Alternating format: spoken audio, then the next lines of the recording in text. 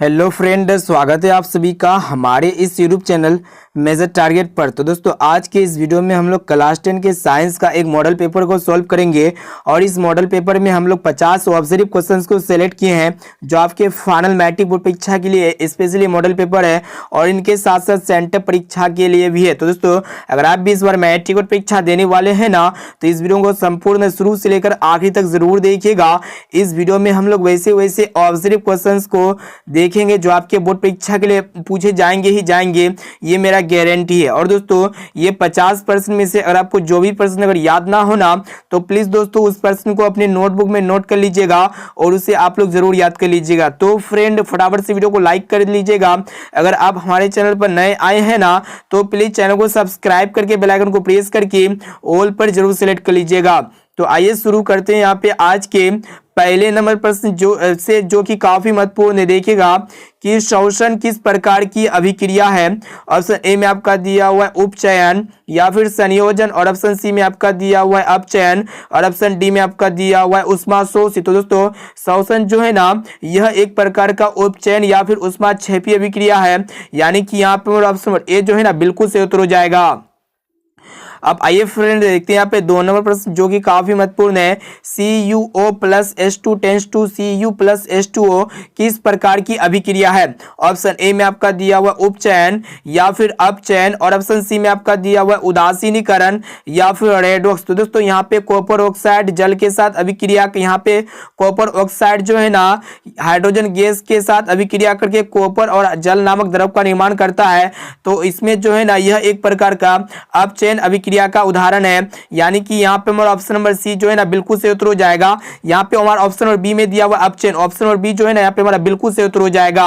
अब आइए फ्रेंड, देखते हैं यहाँ पे तीसरा प्रश्न जो कि काफी महत्वपूर्ण है। देखिएगा क्वेश्चन से रहा है कि इलेक्ट्रॉन के हस्तांतरण से बने यौगिक कहलाते हैं। ऑप्शन ए में आपका दिया हुआ सहसंयोजी या फिर विद्युत संयोजी, और ऑप्शन सी में आपका दिया हुआ कार्बनिक, और ऑप्शन डी में आपका दिया हुआ कोई नहीं। तो दोस्तों, इलेक्ट्रॉन के हस्तांतरण से बने यौगिक जो है ना वैद्युत संयोजी कहलाते हैं। ऑप्शन नंबर बी जो है ना यहाँ पे हमारा बिल्कुल सही उत्तर हो जाएगा।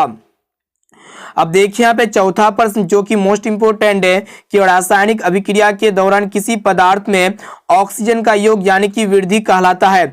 ऑप्शन ए में आपका दिया हुआ है अपचयन या फिर उपचयन, और ऑप्शन सी में आपका दिया हुआ है संचारण या फिर इनमें से कोई नहीं। तो दोस्तों, जब भी कोई केमिकल रिएक्शन होता है तो उसके फलस्वरूप जो ऑक्सीजन का योग होता है यानी कि वृद्धि होता है ना, तो इस अभिक्रिया को हम लोग उपचयन अभिक्रिया कहेंगे।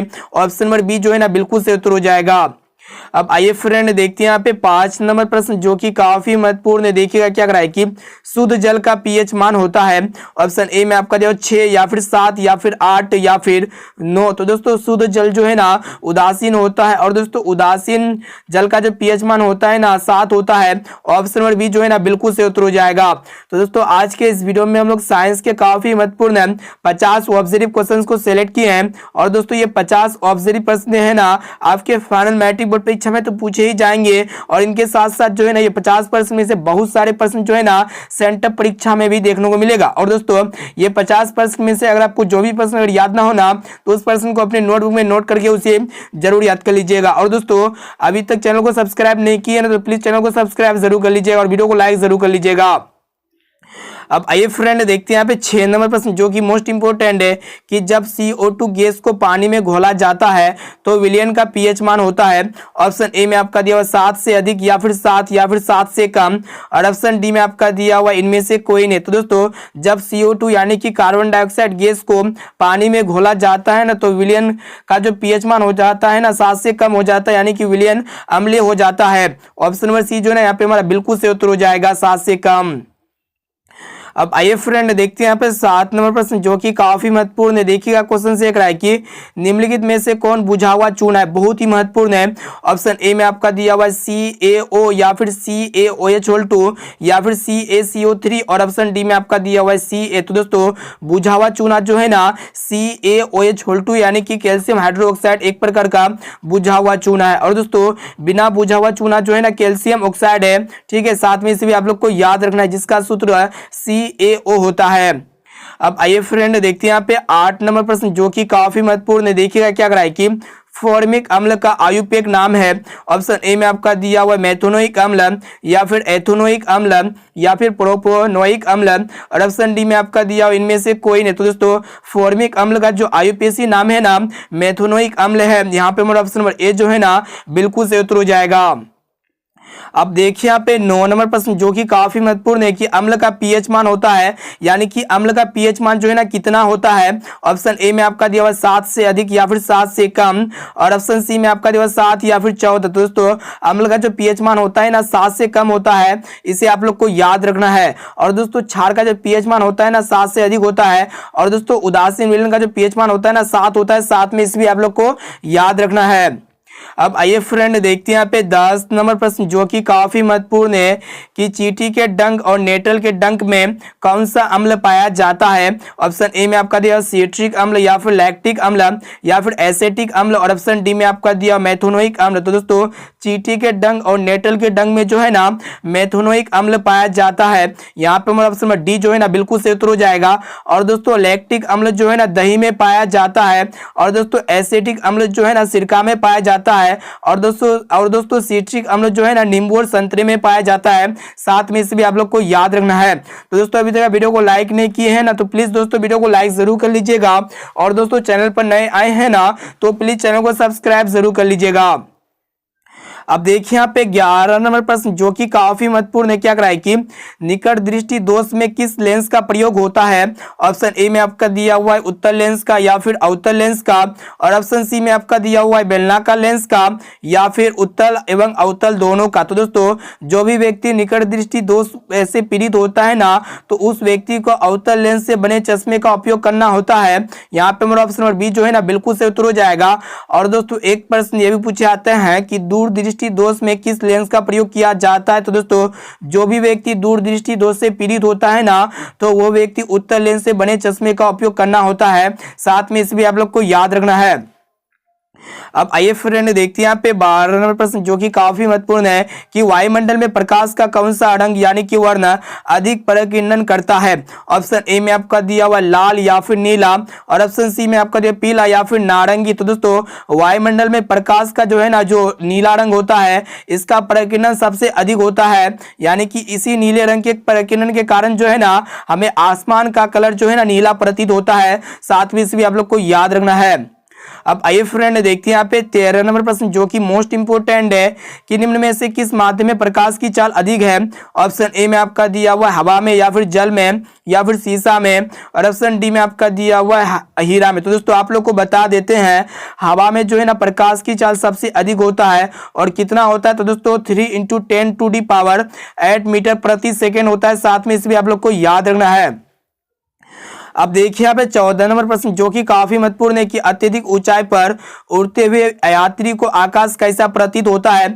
ऑप्शन ए में आपका दिया हुआ नीला, या फिर उजला, या फिर काला, और ऑप्शन डी में आपका दिया हुआ इनमें से कोई नहीं। तो दोस्तों अत्यधिक ऊंचाई पर उड़ते हुए यात्रियों को आकाश जो है ना काला प्रतीत होता है। ऑप्शन नंबर सी जो है ना यहाँ पे हमारा बिल्कुल सही उत्तर हो जाएगा।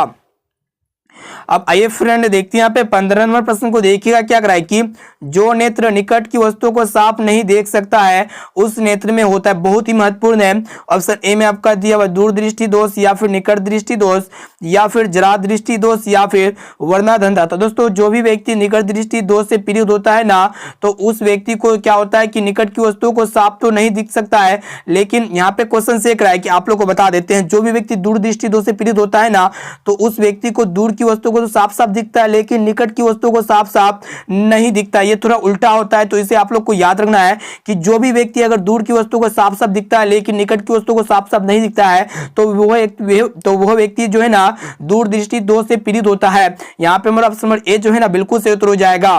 तो दोस्तों आज के इस वीडियो में हम लोग जो है ना क्लास 10 के साइंस का फाइनल मैट्रिक बोर्ड परीक्षा के लिए एक मॉडल पेपर को हल कर रहे हैं, और इस मॉडल पेपर में हम लोग 50 ऑब्जर्व क्वेश्चंस को सिलेक्ट किए हैं। और दोस्तों ये जो 50 वस्तुनिष्ठ ऑब्जर्व प्रश्न है ना आपके फाइनल मैट्रिक बोर्ड परीक्षा के लिए रामबाण साबित हो सकता है। और दोस्तों ये 50% में से अगर आपको जो भी प्रश्न अगर याद ना हो ना तो प्लीज दोस्तों उस प्रश्न को अपने नोटबुक में नोट करके उसे जरूर याद कर लीजिएगा। तो प्लीज दोस्तों वीडियो को लाइक जरूर कर लीजिएगा।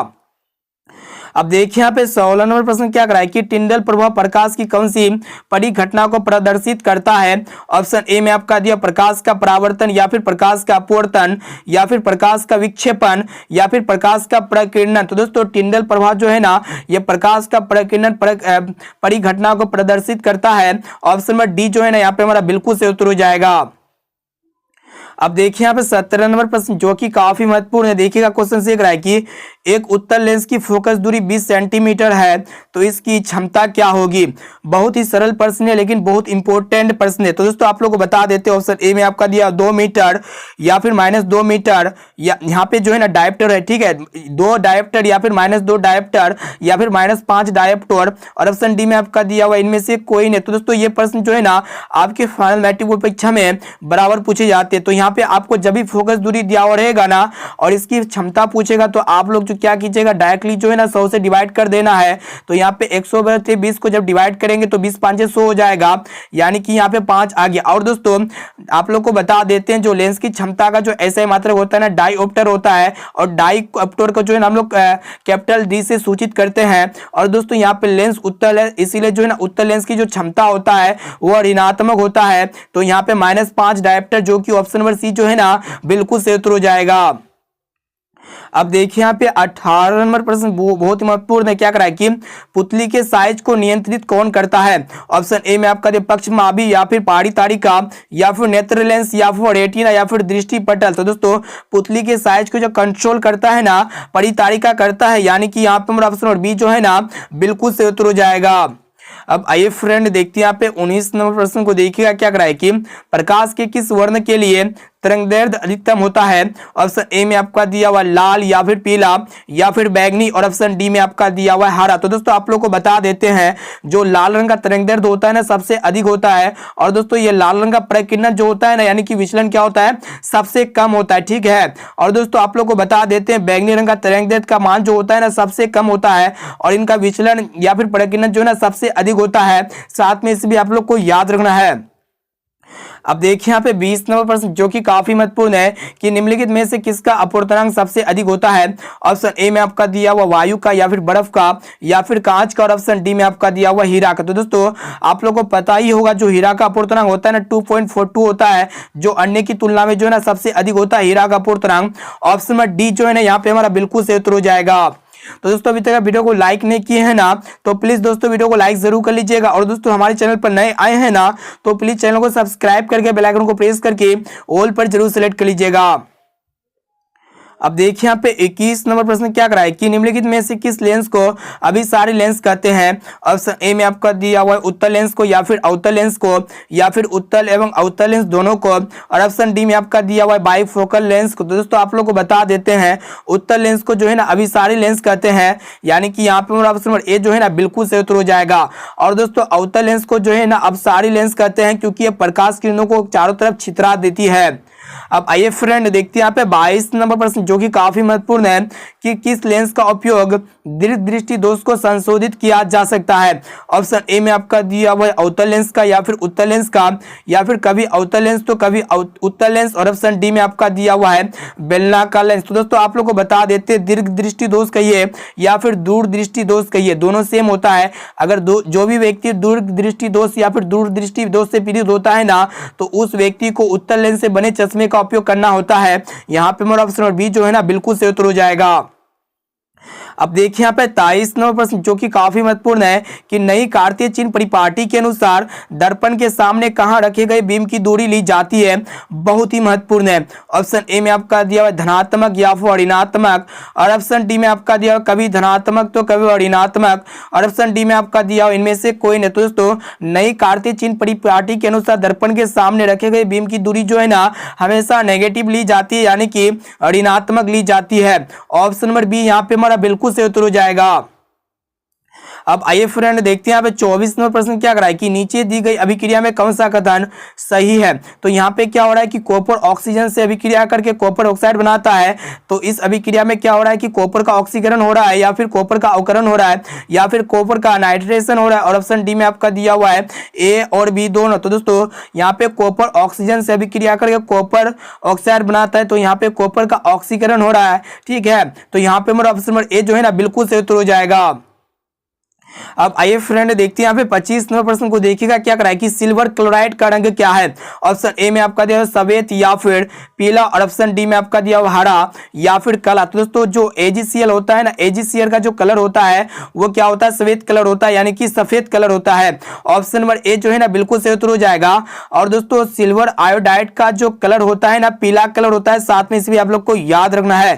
तो दोस्तों आज के इस वीडियो में हम लोग काफी महत्वपूर्ण विज्ञान का एक मॉडल पेपर को हल कर रहे हैं। और इस मॉडल पेपर जो है ना आपका फाइनल मैट्रिक परीक्षा के लिए है। और इनके साथ साथ सेंटर परीक्षा में भी जो है ना ये 50% में से बहुत सारे प्रश्न जो है ना हूबहू देखने को मिलेगा। अब आइए फ्रेंड देखते हैं यहाँ पे 26 नंबर प्रश्न क्या कराए कि रासायनिक अभिक्रिया के दौरान किसी पदार्थ में ऑक्सीजन का ह्रास कहलाता है। ऑप्शन ए में आपका दिया हुआ उपचयन या फिर अपचयन या फिर संक्षारण या फिर इनमें से कोई नहीं। तो दोस्तों कोई भी पदार्थ आप लोग को बता देते हैं, जो केमिकल रिएक्शन होता है ना किसी भी पदार्थ में जब ऑक्सीजन का ह्रास होता है यानी कि कमी होता है, तो इस तरह के रासायनिक अभिक्रिया को हम लोग अपचयन रासायनिक अभिक्रिया कहते हैं। ऑप्शन नंबर बी जो है ना बिल्कुल सही उत्तर हो जाएगा। अब देखिए यहाँ पे 27 नंबर प्रश्न क्या करा है कि रासायनिक अभिक्रिया में भाग लेने वाले पदार्थ को कहा जाता है। ऑप्शन ए में आपका दिया हुआ है अभिकारक या फिर उत्पाद और ऑप्शन सी में आपका दिया हुआ है अभिकारक एवं उत्पाद दोनों और ऑप्शन डी में आपका दिया हुआ इनमें से कोई नहीं। तो दोस्तों आप लोगों को बता देते हैं रासायनिक अभिक्रिया में भाग लेने वाले पदार्थ को जो है ना अभिकारक कहा जाता है या फिर प्रतिकारक कहा जाता है। और दोस्तों रासायनिक अभिक्रिया में भाग लेने के फलस्वरूप जो नए पदार्थ बनता है ना उसे हम लोग प्रतिफल या फिर उत्पाद या फिर प्रोडक्ट कहते हैं। साथ में इसे भी आप लोग को याद रखना है। अब आइए फ्रेंड देखते हैं यहाँ पे 28 नंबर प्रश्न क्या करा है कि कोई विलयन लाल लिटमस पत्र को नीला कर देता है तो इसका पीएच मान संभवतः क्या होगा। ऑप्शन ए में आपका दिया हुआ 1 या फिर 4 या फिर 5 और ऑप्शन डी में आपका दिया हुआ 10। दोस्तों आप लोग को बता देते हैं जो क्षार होता है ना ये लाल लिटमस पत्र को नीला कर देता है। और दोस्तों क्षार का जो पीएच मान होता है ना 7 से अधिक होता है, यानी कि यहाँ पे हमारा ऑप्शन नंबर डी जो है ना बिल्कुल सही उत्तर हो जाएगा। अब आइए फ्रेंड देखते हैं यहाँ पे 29 नंबर प्रश्न जो कि काफी महत्वपूर्ण है कि निम्नलिखित में से पीएच का कौन सा मान क्षारक विलयन का मान देता है। ऑप्शन ए में आपका दिया हुआ है 2 या फिर 7 या फिर 6 और ऑप्शन डी में आपका दिया हुआ है 13। तो दोस्तों क्षारक विलयन का पीएच मान जो है ना 7 से अधिक होता है। तो यहाँ पे हमारा ऑप्शन डी में दिया हुआ है 13 जो कि यहाँ पे बिल्कुल सही उत्तर हो जाएगा। अब चलिए फ्रेंड देखते हैं यहाँ पे 30 नंबर प्रश्न को देखिएगा क्या कराए कि निम्नलिखित में से कौन सा आयन लाल लिटमस पत्र को नीला कर सकता है। तो दोस्तों ऑप्शन ए में आपका दिया हुआ H+ आयन या फिर OH- और ऑप्शन सी में आपका दिया हुआ Cl- या फिर O2-। तो दोस्तों आप लोगों को पता होगा जो क्षार होता है ना ये लाल लिटमस पत्र को नीला कर देता है। और दोस्तों क्षार अपने जलीय विलयन में जो है ना हाइड्रोक्साइड आयन देते हैं, जो हमारा ऑप्शन नंबर बी जो है ना बिल्कुल सही उत्तर हो जाएगा। तो दोस्तों अभी तक वीडियो को लाइक नहीं किए हैं ना तो प्लीज दोस्तों वीडियो को लाइक जरूर कर लीजिएगा। और दोस्तों हमारे चैनल पर नए आए हैं ना तो प्लीज चैनल को सब्सक्राइब करके बेल आइकन को प्रेस करके ऑल पर जरूर सेलेक्ट कर लीजिएगा। अब देखिए यहाँ पे 31 नंबर प्रश्न क्या कराए कि कोई विलयन नीले लिटमस पत्र को लाल कर देता है तो इसका पीएच मान संभव तो होगा। तो दोस्तों जो भी विलयन नीले लिटमस पत्र को लाल कर देता है ना तो उसका पीएच मान कितना होगा, 7 से कम होगा, जो कि यहाँ पे हमारा ऑप्शन नंबर ए जो है ना बिल्कुल सही उत्तर हो जाएगा 5। अब आइए फ्रेंड देखते हैं यहाँ पे 32 नंबर प्रश्न को देखिएगा क्या करा है कि टार्ट्रिक अम्ल इनमें से किसमें पाया जाता है। ऑप्शन ए में आपका दिया टमाटर में या फिर इमली में या फिर दही में और ऑप्शन डी में आपका दिया सिरका में। तो दोस्तों टार्ट्रिक अम्ल जो है ना यह इमली में पाया जाता है। यहाँ पे हमारा ऑप्शन नंबर बी जो है ना बिल्कुल सही उत्तर हो जाएगा। अब देखिए यहाँ पे 33 नंबर प्रश्न क्या करा है कि चींटी के डंक और नेटल के डंक में कौन सा अम्ल पाया जाता है। ऑप्शन ए में आपका देखो सिट्रिक अम्ल या फिर लैक्टिक अम्ल या फिर एसिटिक अम्ल या फिर मेथनोइक अम्ल। तो दोस्तों चींटी के डंक और नेटल के डंक में जो है ना मेथनोइक अम्ल पाया जाता है। यहाँ पे हमारा ऑप्शन नंबर डी जो है ना राइट आंसर हो जाएगा। अब आइए फ्रेंड देखते हैं यहाँ पे 34 नंबर प्रश्न क्या कर रहा है कि कुटपाथ किसमें पाया जाता है। ऑप्शन ए में आपका दिया पैरामेसियम में, या फिर यूग्लिना में, या फिर अमीबा में, और ऑप्शन डी में आपका दिया हुआ कोई नहीं। तो दोस्तों कुटपाथ जो है ना अमीबा में पाया जाता है, और दोस्तों अमीबा जो है ना एक अमर प्रोटोजोआ होता है, एक कोशिकीय होता है, ठीक है। और दोस्तों ये अमीबा जो है ना द्विखंडन के द्वारा भोजन करता है। अब देखिए यहाँ पे 35वां प्रश्न क्या करा है कि प्रकाश संश्लेषण होता है। ऑप्शन ए में आपका दिया रात में, या फिर दिन में, या फिर रात दिन, और ऑप्शन डी में आपका दिया सुबह शाम। तो दोस्तों प्रकाश संश्लेषण की जो क्रिया होती है ना दिन में होती है। यहाँ पे मेरा ऑप्शन बी जो है ना बिल्कुल सही उत्तर हो जाएगा। तो दोस्तों इस वीडियो में हम लोग क्लास 10 के साइंस का काफी महत्वपूर्ण ऑब्जर्व क्वेश्चन को देख रहे हैं, और इस ऑब्जर्व प्रश्न ऐसे ऑब्जर्व प्रश्न को सिलेक्ट किए हैं जो आपके फाइनल मैट्रिक बोर्ड परीक्षा के लिए काफी महत्वपूर्ण है, और इनके साथ साथ आने वाले सेंटर परीक्षा के लिए वीडियो जो है ना रामबाण साबित हो सकता है। तो दोस्तों अभी तक वीडियो को लाइक नहीं किया ना तो प्लीज दोस्तों वीडियो को लाइक जरूर कर लीजिएगा। अब देखिए यहाँ पे 36 नंबर प्रश्न जो कि काफी महत्वपूर्ण है क्या करा है कि क्लोरोफिल वर्णक का रंग है, यानी कि क्लोरोफिल वर्णक का रंग क्या होता है। ऑप्शन ए में आपका दिया हुआ हरा, या फिर नीला, या फिर लाल, और ऑप्शन डी में आपका दिया हुआ सफेद। तो दोस्तों क्लोरोफिल वर्णक का रंग जो है ना हरा होता है, और दोस्तों यही क्लोरोफिल के कारण जो है ना पत्तियों का रंग क्या होता है, हरा होता है। अब आइए फ्रेंड देखते हैं यहाँ पे 37 नंबर प्रश्न क्या कराए कि रक्त में आयरन की कमी से होने वाला एक रोग है। ऑप्शन ए में आपका दिया टीबी, या फिर मधुमेह, या फिर एनीमिया, और ऑप्शन डी में आपका दिया हुआ है उच्च रक्तचाप। तो दोस्तों रक्त में आयरन की कमी से जो होने वाला रोग होता है ना एनीमिया नामक रोग होता है, जो कि यहाँ पे ऑप्शन नंबर सी जो है ना बिल्कुल सही उत्तर हो जाएगा। अब देखिए यहाँ पे 38वां प्रश्न जो कि काफी महत्वपूर्ण है कि कवक में पोषण की कौन सी विधि है। ऑप्शन ए में आपका दिया हुआ स्वपोषी, या फिर मृतजीवी, या फिर समभोजी, और ऑप्शन डी में आपका दिया हुआ कोई नहीं। तो दोस्तों कवक में जो पोषण की विधि है ना मृतजीवी पोषी है यानी कि विधि है। यहाँ पे हमारा ऑप्शन बी जो है ना बिल्कुल सही उत्तर हो जाएगा। अब आइए फ्रेंड देखते हैं यहाँ पे 39 नंबर प्रश्न को देखिएगा जो कि मोस्ट इंपोर्टेंट है कि ऑक्सीजन है। ऑप्शन ए में आपका दिया वसा, या फिर इंजाइम, या फिर हार्मोन, और ऑप्शन डी में आपका दिया हुआ है कार्बोहाइड्रेट। तो दोस्तों ऑक्सीजन जो है ना यह एक प्रकार का हार्मोन होता है। ऑप्शन नंबर सी जो है ना बिल्कुल सही उत्तर हो जाएगा। अब आइए फ्रेंड देखते हैं यहाँ पे 40 नंबर प्रश्न जो कि काफी महत्वपूर्ण है क्या कराए कि तंत्रिका तंत्र की रचनात्मक एवं क्रियात्मक इकाई को क्या कहते हैं, बहुत ही महत्वपूर्ण है। ऑप्शन ए में आपका दिया हुआ नेफ्रॉन, या फिर न्यूरॉन, या फिर सेरिब्रम, और ऑप्शन डी में आपका दिया हुआ इनमें से कोई नहीं। तो दोस्तों तंत्रिका तंत्र की रचनात्मक एवं क्रियात्मक इकाई को जो है ना न्यूरॉन कहते हैं। यहाँ पे हमारा ऑप्शन बी जो है ना बिल्कुल सही उत्तर हो जाएगा। तो दोस्तों अभी तक वीडियो को लाइक नहीं किया ना तो प्लीज दोस्तों वीडियो को लाइक जरूर कर लीजिएगा। अब आइए फ्रेंड देखते हैं यहाँ पे 41 नंबर प्रश्न जो कि काफी महत्वपूर्ण है क्या कराए कि किलोवाट घंटा मात्रक है, यानी कि किलोवाट घंटा जो है ना किसका मात्रक होता है। ऑप्शन ए में आपका दिया हुआ विद्युत शक्ति का, या फिर विद्युत ऊर्जा का, या फिर धारा का, और ऑप्शन डी में आपका दिया हुआ इनमें से किसी का नहीं। तो दोस्तों किलोवाट घंटा जो है ना यह विद्युत ऊर्जा का ऐसा ही मात्रक होता है। यहाँ पे मेरा ऑप्शन बी जो है ना बिल्कुल सही उत्तर हो जाएगा। और दोस्तों विद्युत शक्ति का जो ऐसा ही मात्रक होता है ना वाट होता है, साथ में इसे भी आप लोग को याद रखना है। और दोस्तों विद्युत धारा का जो ऐसा मात्रक होता है ना एम्पियर होता है। अब देखिए यहाँ पे 42वें प्रश्न जो कि काफी महत्वपूर्ण है कि एक विद्युत यूनिट बराबर होता है, यानी कि एक विद्युत यूनिट जो है ना कितने वाट घंटा या फिर कितने जूल के बराबर होता है। तो दोस्तों ऑप्शन ए में आपका दिया हुआ 1 वाट घंटा के, या फिर 1 किलोवाट घंटा के, या फिर 1 जूल के, और ऑप्शन डी में आपका दिया हुआ 4.2 जूल के। तो दोस्तों 1 किलोवाट घंटा जो है ना 1 किलोवाट आप लोग को बता देते हैं जो एक विद्युत यूनिट होता है ना 1 किलोवाट घंटा के बराबर होता है, यानी कि यहाँ पे हमारा ऑप्शन बी जो है ना बिल्कुल सही उत्तर हो जाएगा।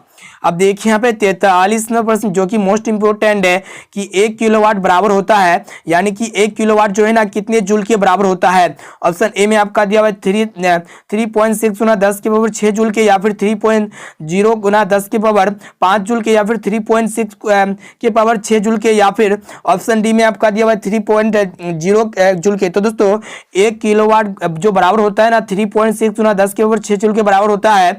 यहाँ पे मेरा ऑप्शन नंबर ए जो है ना बिल्कुल सही उत्तर हो जाएगा। और दोस्तों ऊर्जा का ऐसा ही मात्रक होता है ना जूल होता है। अब देखिए यहाँ पे 42वें प्रश्न जो कि काफी महत्वपूर्ण है। ये प्रश्न जो है इस बार आया हुआ था कि 1 जूल में कितने कैलोरी होती है। ऑप्शन ए में आपका दिया हुआ 0.23, या फिर 0.21, या फिर 0.19, और ऑप्शन डी में आपका दिया हुआ 0.24। तो दोस्तों 1 जूल में जो है ना 0.24 कैलोरी होती है। ऑप्शन नंबर डी यहाँ पे हमारा बिल्कुल सही उत्तर हो जाएगा।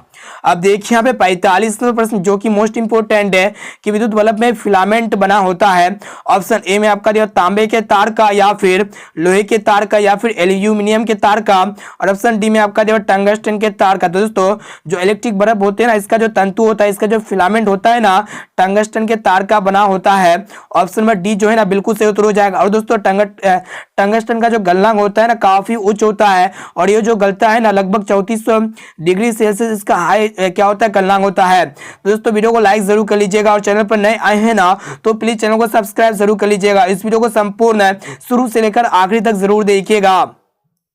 अब देखिए यहाँ पे 46वां प्रश्न क्या कर रहा है कि किलोवाट घंटा बराबर होता है, यानी कि ये किलोवाट घंटा जो है ना कितना यूनिट के बराबर होता है। ऑप्शन ए में आपका दिया हुआ 1 यूनिट के, या फिर 1000 यूनिट के, या फिर 10,000 यूनिट के, और ऑप्शन डी में आपका दिया हुआ इनमें से कोई नहीं। तो दोस्तों 1 किलोवाट घंटा जो है ना यह 1 यूनिट के बराबर होता है, यानी कि यहाँ पे ऑप्शन नंबर ए जो है ना बिल्कुल सही उत्तर हो जाएगा। और दोस्तों 1 किलोवाट में 1 यूनिट होता है, ठीक है, साथ में इसे भी आप लोग को याद रखना है। अब देखिए यहाँ पे 47 नंबर प्रश्न जो कि काफी महत्वपूर्ण है कि 1 HP जिसे हम लोग हॉर्स पावर कहते हैं, या फिर अश्व शक्ति बराबर होता है। ऑप्शन ए में आपका 736 वाट के, या फिर 746 वाट के, या फिर 767 वाट के, और ऑप्शन डी में आपका दिया इनमें से कोई नहीं। तो दोस्तों 1 HP यानी कि जो अश्व शक्ति बराबर होता है ना 746 वाट के बराबर होता है। ऑप्शन नंबर बी यहाँ पे हमारा बिल्कुल सही उत्तर हो जाएगा। अब देखिए यहाँ पे 48वां प्रश्न क्या कराया कि विभवांतर मापने वाले यंत्र को कहते हैं, यानी कि जिस भी यंत्र से विभवांतर मापा जाता है ना उस यंत्र को हम लोग क्या कहते हैं, मानोमीटर, या फिर वोल्टामीटर, या फिर अमीटर, और ऑप्शन डी में आपका दिया वोल्टमीटर। तो दोस्तों जिस भी डिवाइस से वोल्ट विभवांतर मापा जाता है तो उससे हम लोग क्या कहते हैं, वोल्टमीटर कहते हैं, यानी कि यहाँ पे हमारा ऑप्शन नंबर डी जो है ना बिल्कुल सही उत्तर हो जाएगा। और दोस्तों विद्युत धारा मापने वाले यंत्र को जो है ना हम लोग क्या कहते हैं, अमीटर कहते हैं, साथ में इसे भी आप लोग को याद रखना है।